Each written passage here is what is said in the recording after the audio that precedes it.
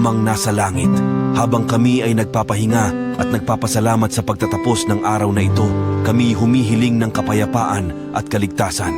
Nasusulat sa Isaiah 41 verse 10 ng iyong pangako, huwag kang matakot sapagkat ako'y sumasa iyo. Huwag kang manglupaypay sapagkat ako'y iyong Diyos.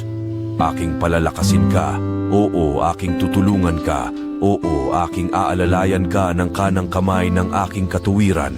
Sa iyong katunayan, ikaw ay aming kanlungan at kalakasan. Kami ay nagtitiwala na ikaw ay palaging nariyan sa aming mga pangangailangan. Ang iyong presensya at pagmamahal ay nagbibigay lakas sa amin na harapin ang bawat araw. Sa iyong mga pangako, kami nagpapatuloy na magtiwala at mag-alab na sumunod sa iyo. Salamat, Panginoon, sa iyong pagmamahal at katapatan. Sa ngalan ni Jesus. Amen. Diyos,